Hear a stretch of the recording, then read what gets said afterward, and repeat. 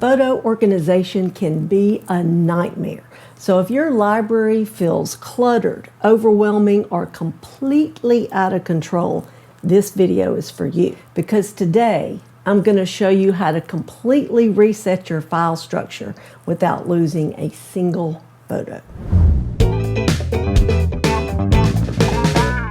In the last video, I showed you how to merge libraries, remove duplicates, and create one clean system photo library. If you haven't watched that yet, I recommend you start there. I'll link it below.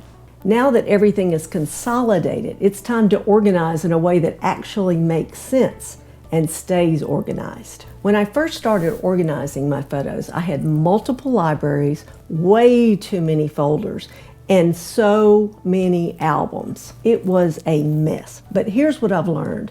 The goal is not to organize everything. It's to create a system that's simple enough that you'll actually maintain it.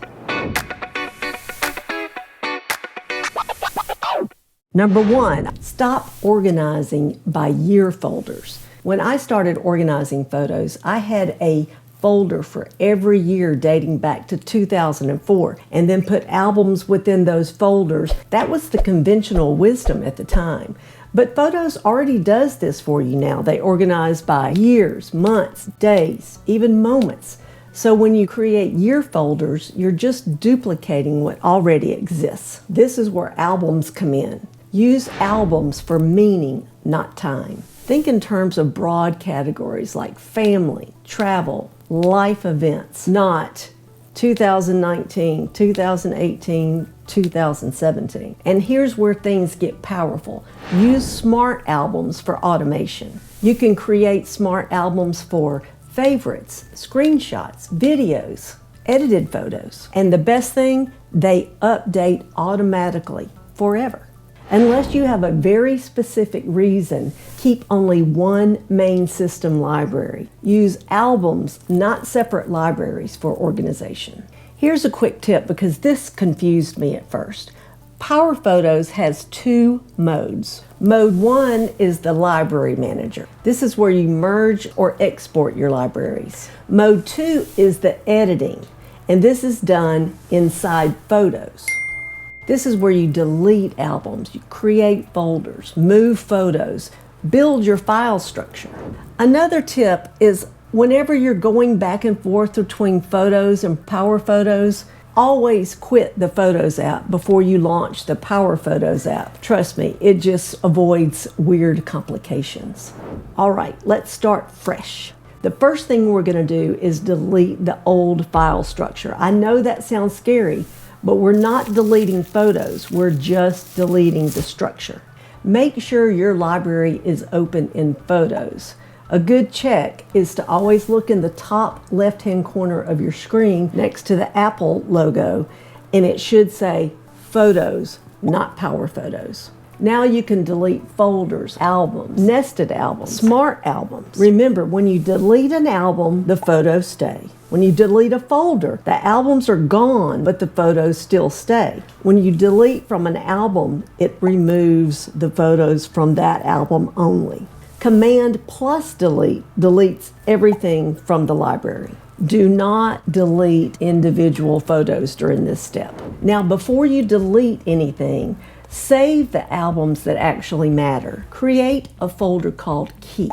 Then go through each album and ask yourself, would I create this again today? If yes, drag it to the Keep folder. If not, just leave it. You are not organizing yet. You're just separating what really matters and what doesn't matter. Now delete everything that's not in that Keep folder. It's okay.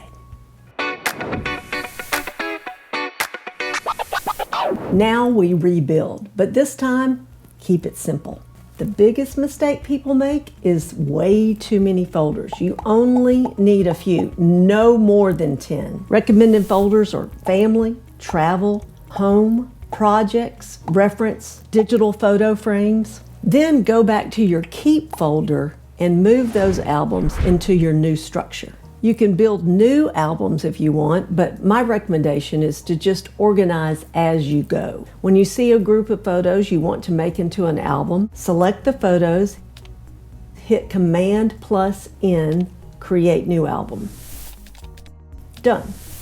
But creating smart albums is really where the magic happens. Recommended smart albums include photos, videos, favorites, recently added, and a good idea while you're organizing is to create a smart album called Not in Any Album. You can delete this later, but it helps you get organized. So create a rule that says album is not any. This will show you loose photos, clutter, random things that you never meant to organize, or a valuable photo that you do mean to keep in a particular album, and you can organize it then. Go back to your Keep folder and open an old album, select all photos, right-click, select Add to Album, and then choose the new album. This just adds the photo to the new album. It doesn't remove the photos. Once you have finished moving the photos from the albums in your Keep folder into your new file structure, you can now safely delete your Keep folder. Here's what we've done so far. You've deleted your cluttered file structure. You've created meaningful albums. You built a simple folder system, and you've used smart albums for automation. Now this next step is really important.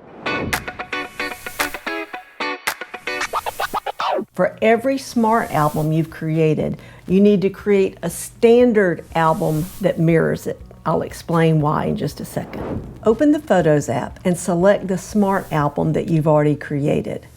Hit Command plus A to select all the photos in that album. Then go up to File, New Album with Selection. This creates a standard album with the same photos you had in your smart album. But beware, standard albums do not automatically sync with the smart album. Think of this as just a snapshot, not a live connection. This step becomes really important when you start using a digital frame to display your photos. Digital frames can only sync with standard albums, not smart albums. There's definitely a right way and a wrong way when it comes to setting up your digital photo frame so it properly syncs with iCloud. And that's exactly what I'm going to show you in the next video. Be sure to watch.